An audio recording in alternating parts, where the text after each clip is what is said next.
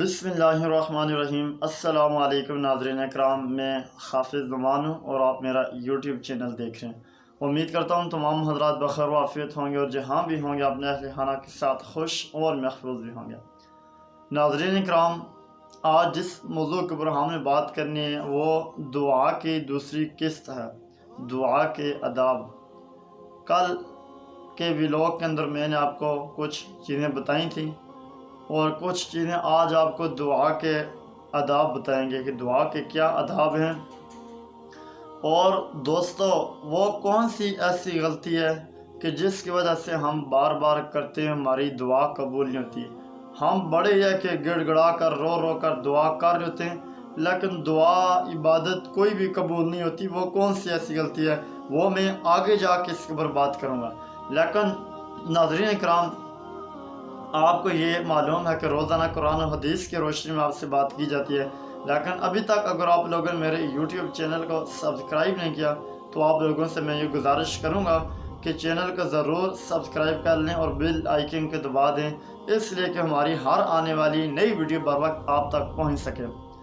ناظرین اکرام، دیکھیں دعا کے آداب میں سب سے پہلے آ جاتے ہیں جی وضو کے اوپر۔ ہمیں سب سے پہلے وضو اچھی طرح کرنا چاہیے۔ اکثر لوگوں کا وضو اچھی طرح نہیں ہوتا، تو اس لیے ہے کہ سب سے مین جو پہلی بنیادی چیز ہے وہ ہے وضو۔ ہمیں اپنے وضو کو درست کرنا چاہیے اور وضو اچھی طرح کرنا چاہیے۔ پھر یہ کہ قبلہ کی طرف ہم اپنے چہرے کو کر لیں، منہ کو قبلے کی طرف کر کے دعا مانگیں تو زیادہ بہتر ہے۔ اور 2 رکعت نماز یا کہ کوئی بھی آپ یہ کہ تہجد یا کوئی بھی آپ لے لیں، کوئی بھی 2 رکعت نماز آپ پڑھ کے دعا مانگیں تو وہ بھی زیادہ بہتر ہے۔ ویسے تو دعا کی جو دیکھیں نا قبولیت کی جو گھڑی ہوتی ہے، آپ کوشش کریں کہ فرض نماز کے بعد دعا کریں، کیونکہ فرض نماز کے بعد دعا کی قبولیت کی گھڑی ہوتی ہے اور پھر اذان اور اقامت کے درمیان دعا کی قبولیت کی یہ گھڑی ہوتی ہے۔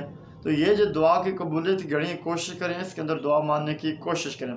اب دیکھیں دعا کا طریقہ یہ ہے کہ سب سے پہلے میں نے آپ کو کل پچھلے ویلاگ کے اندر بتایا تھا کہ آپ نے دونوں ہاتھ کو سیدھا بندہ یوں کندھ تک اٹھائے گا اور اس کے بعد پہلے اللہ رب العزت کی تعریف کی جائے گی، پھر یہ کہ آپ صلی اللہ علیہ وسلم کے اوپر درود پڑھ کر آپ یہ کہ درود شریف پڑھ کر آپ دعا کریں۔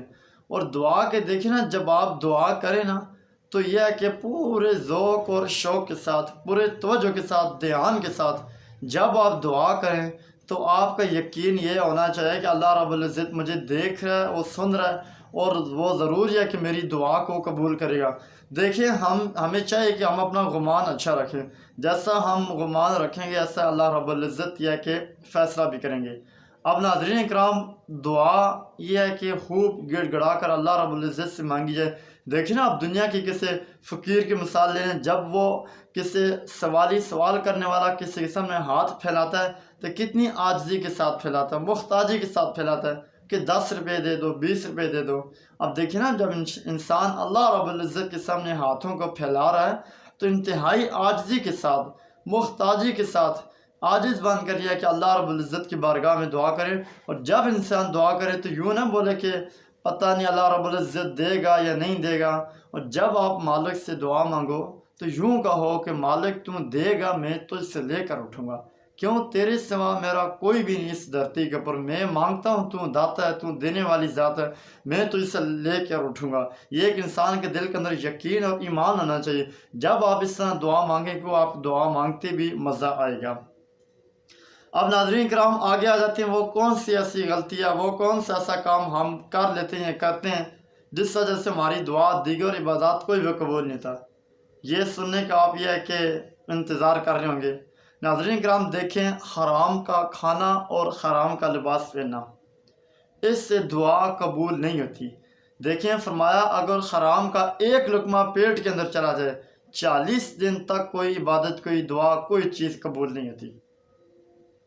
تو آپ یہاں سے حساب لگا لیں کہ ہمیں چاہیے کہ ہم حرام کھانے سے بچیں، ہم حرام پہننے سے بچیں، کیونکہ جب ہم حرام کھانے سے بچیں گے، حرام پہننے سے بچیں گے اور جب ہم پیٹ کے اندر حلال کا لقمہ ہوگا اور جب ہم دعا کریں گے تو ہمیں دعا کرنے میں مزہ آئے گا، ہمیں لطف آئے گا، ہمیں اللہ رب العزت کے سامنے رونا بھی آئے گا اور دعا کا ایک جو مزہ ہوتا ہے وہ ہمیں یہ کہ ضرور حاصل ہوگا۔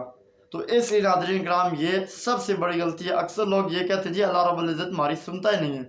دیکھیے نا، اللہ رب العزت ہر قرآن مجید فرقان حمید کے اندر ارشاد فرمایا انہ سمیع بصیر، کہ وہ تو سننے والی ذات ہے، وہ تو ہر ایک کی سنی ہے۔ تو ہمیں چاہیے کہ ہمیں سنانے کا طریقہ آتا ہو۔ تو اس لیے ناظرین کرام ہمیں اس بات کا ضرور خیال رکھیں، ہم اپنے نسلوں کو، اپنی خاندانوں، اپنی اولادوں کو اس سے بچائیں، حرام کھانے سے اور حرام پہنے سے۔ کیوں؟ اگر حرام کا لقمہ پیٹ کے اندر چلا گیا تو پھر کوئی بھی دعا قبول نہیں ہوگی۔ اس لیے ہمیں چاہیے کہ سب سے پہلے ہمیں حرام کھانے سے بچا جائے اور حرام پہنے سے بچا جائے۔ تو ناظرین کرام یہ تھا جی آج کا موضوع جس کے اوپر ہم نے بات کی۔ امید ہے کہ آپ لوگوں کو نے میری بات سنی ہوگی اور اس کے اوپر عمل بھی کریں گے۔ ابھی تک اگر آپ لوگ یا کہ چینل کے اوپر پہلی مرتبہ آئیں تو چینل کا ضرور یا کہ سبسکرائب کر کے جائیں، اسی طرح کہ ہم مزید یہ کہ آپ کے لیے ویڈیوز قرآن و حدیث کی روشنی میں بناتے رہیں گے۔ اب تک کے لیے اتنا ہی، اپنا خیال رکھیے گا، بہت بہت ملتے ہیں نیکسٹ ویڈیو کے اندر۔ اللہ حافظ۔